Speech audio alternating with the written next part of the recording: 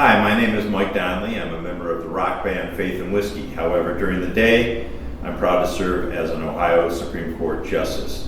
And I'm also very proud to be a part of this organization, Chagrin Arts, not only for the great work that they do in the arts community, but also for the support they give to people who care about wrongful conviction and make sure that it never happens in our criminal justice system. Please watch this video. You're going to hear from others who support this great organization, like Attorney Terry Gilbert, Attorney Peter Lawson Jones, both members of the President's Club, and of course you'll hear from Attorney Kim Corral, who also serves on the board and works to eradicate every single day the problem of wrongful conviction in our justice system. So thank you for watching this video. I hope that what you see tonight will be encouraging and encourage you to support this great organization. And thank you very much. My name is Terry Gilbert. I'm an attorney with Friedman, Gilbert, and Gerhardstein. Just a little background, I have been doing work in this area of wrongful convictions for as long as I can remember being a lawyer. It just seems to me that the worst outcome in a criminal case is that an innocent person is found guilty and sent to prison for crime that they didn't commit.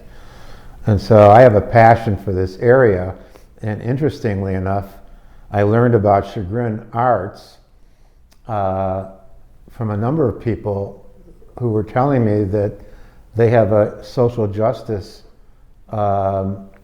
philosophy connecting art with the community on issues that impact the community. And that's what I like about Chagrin Arts, particularly the work that they've been doing with those who have been convicted and released from prison, who are artists that learn their art through the experience of being in prison and the outlook that they had about their lives, about the system and things like that. So I am so proud to be selected as what we call the president of the organization to advise and to provide input and promote Chagrin Arts in our community. And what I really admired about Chagrin Arts, Karen and all the other people on the board and who work here, is that they actually set aside some area for a Garden of Hope. And the Garden of Hope has bricks for people who support Chagrin Arts, so their legacy in being involved in this continues. But what is amazing is the sculpture that was created by Dean Gillespie, who was wrongfully imprisoned for many, many years for a crime he didn't commit. And he is an extraordinary artist who put this sculpture together. The sculpture basically has chains and butterflies, and each butterfly represents a person who was exonerated in the last 10 years, many of them with the Ohio Innocence Project and other lawyers who do this kind of work. And in each butterfly, there's a QR code where you can read about the case of that individual and the ordeal that they went through. So this is a unique institution. It's a small gallery that promotes up-and-coming important artists with the idea that it should be accessible to everyone, not just in Chagrin Falls, but all over Northeastern Ohio. So I want to give a shout out to all the people that are involved in Chagrin Arts. I'm committed to the vision of Chagrin Arts and hope that it continues for many, many years. My name is Peter Lawson Jones. I'm an attorney, although hardly as distinguished as Kim and Terry. I'm also a playwright and an actor, and I was an elected official for 22 years. And as an elected official or former elected officials or people who are actively engaged in the community know and experience, they are inundated with invitations to join various boards. And frankly, you can't say yes to everybody. You have to be somewhat discerning. And I like to think that over the years, I figured out that litmus test to determine which organizations I become intimately involved in. A party is always a great thing, but a party with a purpose is a better thing. An arts and cultural organization which helps to engender and nurture the creative spirit and impulses in all of us is grand. But an arts and cultural organization that has a social justice mission is even better. And Chagrin Arts clearly has that social justice mission that is deeply embedded in the DNA of the organization. The fact is, what could be more important in pursuit of justice than in doing everything one can to help to exonerate those who have been wrongfully convicted and incarcerated, and to help provide opportunities for those men and women once they are released from prison and have an opportunity to resume their lives. And so Chagrin Arts is part of that team of hardworking, committed men and women who are doing everything they can within their power and within their unique space to make sure that nobody serves a day of time when they shouldn't be because they didn't commit the crimes for which they were convicted.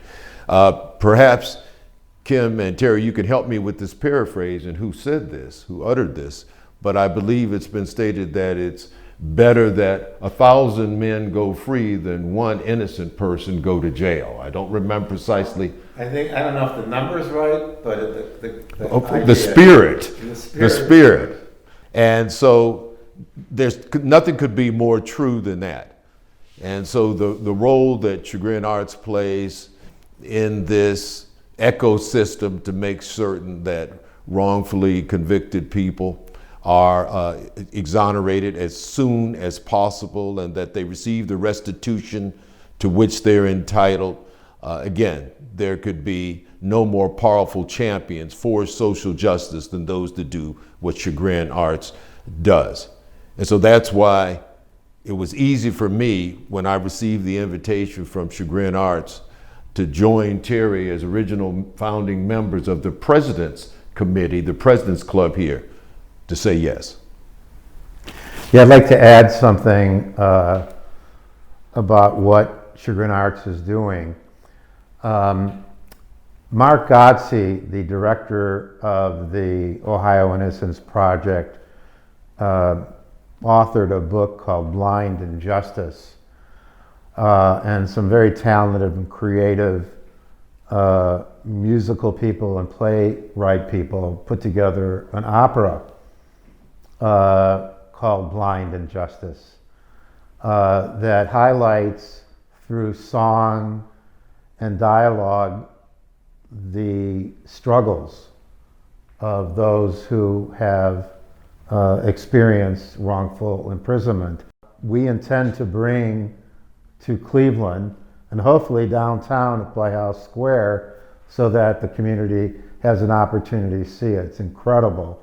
And part of the support that you're providing for Chagrin Arts, hopefully we'll be able to go to this kind of project where we're mixing music and performances in addition to art that could be in a gallery. So we're covering all bases here, and we're very excited about this project. Just a little background about how I joined Chagrin Arts. I was born and raised in the Chagrin Valley, so this is my community, my hometown. I sort of came of age identifying as an artist, and I studied art. I have a Bachelor of Fine Art and have spent a lot of my life painting. Eventually, my interest in social justice led me to law school, and I now run a small law firm that focuses on wrongful conviction and other areas of criminal defense. And so to know that there's an organization like Chagrin Arts, which brings social justice issues and the arts, which I guess from afar seem like unexpected friends, but in reality, I think pair beautifully together. Of course, I would be attracted to such an initiative. When you think about the layers and the ways that the arts facilitate social justice, as long as we look back in human history, the arts have been used to protest, to communicate therapeutically. We see the art just around us right now is all made by those who are exonerated, who were wrongfully incarcerated, or who are still incarcerated and have made these works from prison. Some of these works are made with nothing but fingernail clippers and popsicle sticks, and some have been made since and have been displayed in museums like the Museum of Contemporary Art. And so there are very few fields where the range of communication is as wide as it is in the arts. And so when you have an organization like that, that not only is an outlet to tell the story of wrongful conviction and social justice issues, but to be an outlet for those who are suffering wrongful conviction and social justice oppression, and to bring those two communities together. You know, when you look at a community like Chagrin Falls, this community is not meaningfully touched by wrongful conviction. Of course, wrongful conviction happens anywhere, but it happens in communities most often that aren't like this. And so the Chagrin Arts is a vehicle to bring the stories and the needs of wrongful conviction to communities and populations with resources to contribute to the end of wrongful conviction and wrongful incarceration that so many of our clients are facing. And so when you see people come in and they browse what we have in the gallery walls or what we have in our holiday pop-up shop, and you know that each of those items comes with a story, that you can also tell that story and carry that story forward, that you engage in these meaningful conversations, and that you're bringing folks to the table who aren't typically coming to talk about wrongful conviction, and they leave motivated to make change. And I think that's really important. It's a story that we hear too often, but it's really affecting our community in Greater Cleveland. And so an organization like Chagrin Arts has an opportunity to make meaningful impact because we are in a high target environment. We have more wrongful convictions in this county, the county we're sitting in, than any other county in the state and most states in the country. And so we have an opportunity to make change, and that change can be made through storytelling, through the arts, and through the work of the wrongfully convicted and recently exonerated. Thank you for paying attention to this presentation. We look forward to your support and hope that you can make significant donations to Chagrin Arts. It's really an amazing organization. Thank you for watching this and for giving your time and attention to this important issue. Please consider giving to Chagrin Arts. It's a way that you can commit your resources to an organization that will use it to make change, and that change we make hopefully goes on to make more change, and that effect just ripples outward. Thank you for your time and attention. It's not every day that you have the opportunity to support an organization, and by doing so, support arts, culture, artists, and a critical, vital social justice mission. So you can't go wrong by donating as generously as you can to Chagrin Arts. From Severance Music Center with the performance of 3 excerpts of the opera Blind Injustice with Kent State Opera Theater, to the House of Blues in downtown Cleveland with the amazing No Name Band, Rule 11 and the Sanctions, and the inimitable Faith and Whiskey Band. Then at home in Chagrin Falls with many gallery openings, conversation spaces at Township Hall, and Chagrin Arts' proudest moment, the opening of the Garden of Hope on Main Street. Chagrin Arts has made significant advances in bringing awareness through the power of the arts to the tragedy of wrongful conviction and other social issues that need our attention. And it's only because of you and the support you give to make the work of Chagrin Arts a priority. On the screen is a QR code. Please use your phone and take a picture, which will send you directly to the Chagrin Arts website.